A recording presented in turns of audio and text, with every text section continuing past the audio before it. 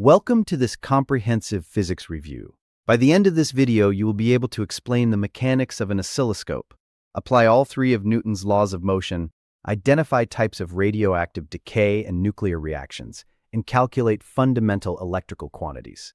We have a lot of ground to cover, so let's start with a tool that helps us see the invisible, the oscilloscope. An oscilloscope is an instrument that allows us to see how voltage changes over time.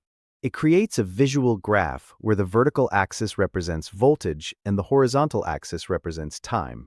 Inside a traditional oscilloscope, an electron gun fires a beam of electrons toward a screen. This screen is coated with phosphor, which glows when the electrons hit it. The signal we want to measure is sent to the vertical deflection plates. If the voltage is high, the beam is pulled upward.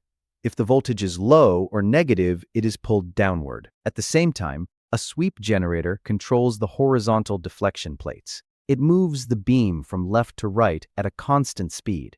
By combining these two movements, the vertical wiggle of the signal and the horizontal crawl of time, the oscilloscope traces a picture of the electricity. This allows engineers to spot noise, measure frequency, and ensure electronic devices are working correctly.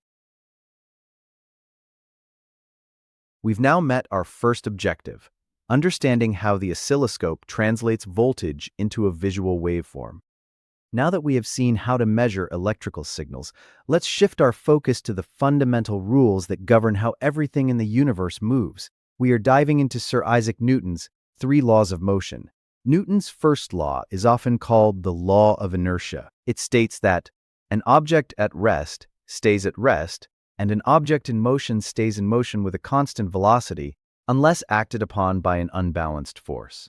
Essentially, objects are lazy. They want to keep doing exactly what they are already doing. If a ball is sitting on the ground, it won't move unless something like a kick provides an unbalanced force. Similarly, if an object is already moving in deep space, it will never slow down or turn unless a force acts on it.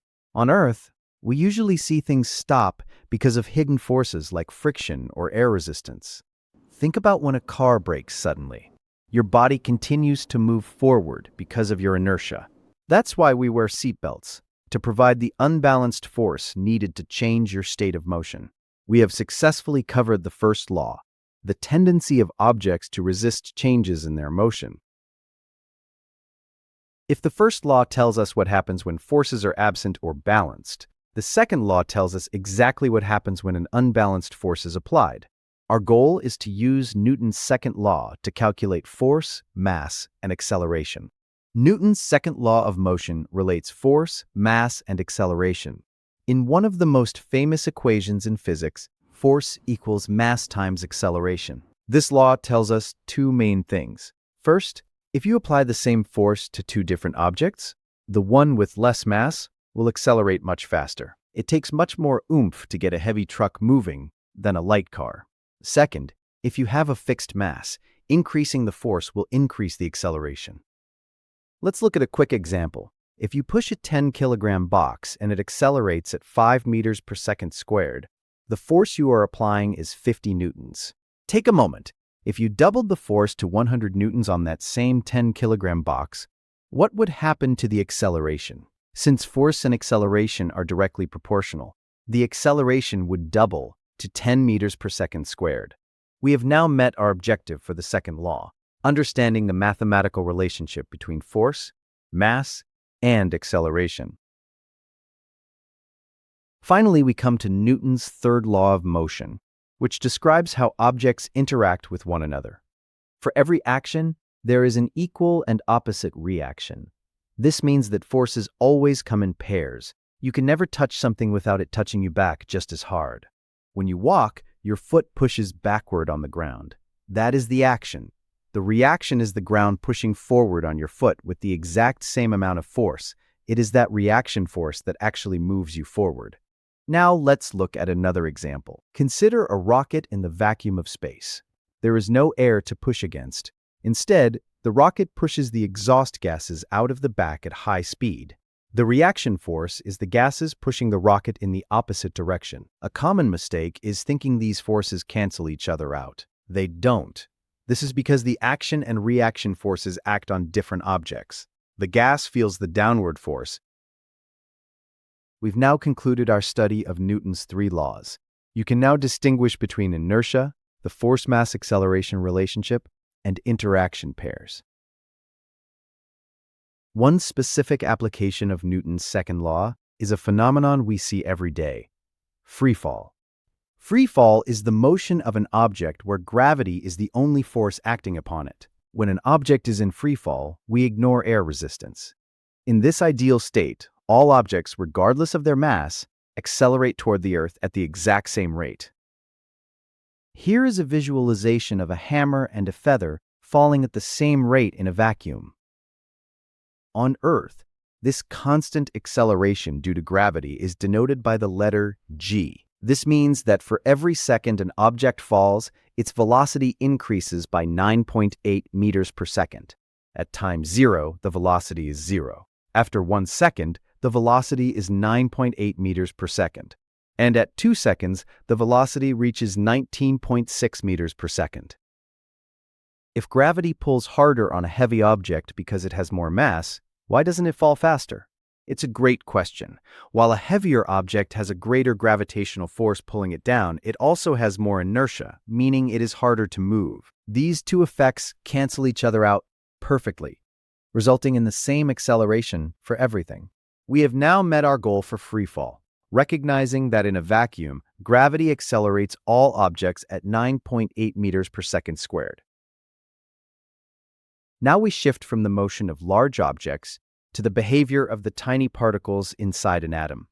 Sometimes, an atom's nucleus is unstable and wants to reach a more stable state by releasing energy or particles. We call this radioactive decay. There are three primary types of radiation you need to know: alpha, beta, and gamma. First is alpha decay. An alpha particle is essentially a helium nucleus. It is relatively large and heavy.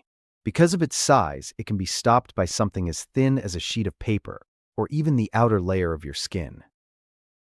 Next is beta decay. Here, a neutron inside the nucleus transforms into a proton and releases a fast-moving electron called a beta particle. Beta particles are much smaller and faster than alpha particles, requiring a sheet of aluminum to be stopped. Finally, we have gamma radiation.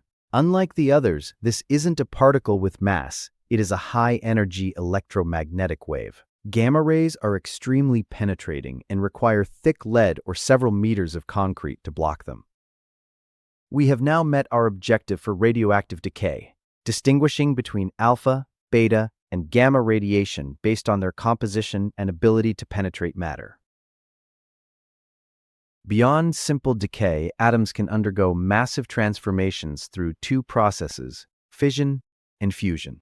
Both release incredible amounts of energy, but they happen in very different ways. First, let's look at nuclear fission. Fission means splitting. This occurs when a large, unstable nucleus, like uranium, is hit by a neutron and splits into two smaller nuclei. This process releases a massive amount of energy and more neutrons, which can trigger a chain reaction. This is the principle behind nuclear power plants and atomic bombs. Next is nuclear fusion. Fusion means joining together. This happens when light nuclei are forced together under extreme temperature and pressure to form a heavier nucleus. Fusion is what powers the stars, including our sun. It releases even more energy than fission and doesn't produce the same long-lived radioactive waste. However, we haven't yet perfected cold or controlled fusion on Earth because it requires temperatures hotter than the center of the sun to overcome the electrical repulsion between the nuclei. Remember, fission is division, fusion is union. We have now met our objective for nuclear physics, understanding how splitting or joining atoms releases the energy that powers our world and the universe.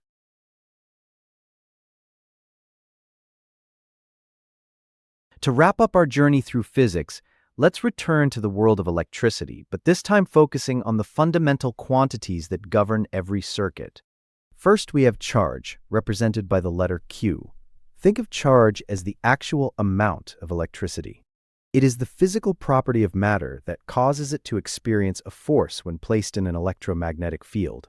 Next is current, represented by the letter I. Current is the rate of flow of charge.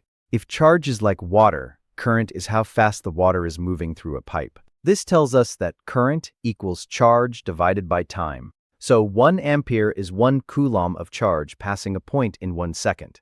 For that current to flow, we need a push. That push is voltage or potential difference. Voltage is the energy per unit charge. It is what drives the electrons through the circuit. Finally, we have resistance, represented by R. Resistance is the opposition to the flow of current. Every component, even the wire itself, has some resistance that tries to slow the electrons down. These three are linked by Ohm's law. Voltage equals current times resistance. If we have a 12-volt battery connected to a 4-ohm resistor, the current flowing through the circuit will be 3 amperes. We have now met our final objective, defining the core electrical quantities and using Ohm's law to relate them. In this session, we have traveled from the internal mechanisms of the oscilloscope to the vast laws of motion that govern the cosmos, down into the heart of the atom, and finally through the invisible flow of electric circuits. Let's recap our main objectives. 1. Oscilloscope mechanics. 2. Newton's 3 laws. 3. Free-fall constants. 4. Nuclear decay and reactions. And 5. Fundamental circuit equations. You are now equipped to describe how a beam of electrons can draw a voltage wave, how inertia and forces dictate an object's path, and how the splitting or joining of atoms releases the energy of the stars. You can also calculate the fundamental relationships between charge, current, and resistance that power our modern world. Here is a final look at the key equations. F equals ma, gravity equals 9.8 meters per second squared, current equals charge over time, and voltage equals current times resistance. Physics is not just a collection of facts. It is a toolkit for understanding how the universe operates at every scale. Take a moment to reflect on which of these concepts was most surprising to you today. Keep questioning, keep calculating, and keep exploring the world around you.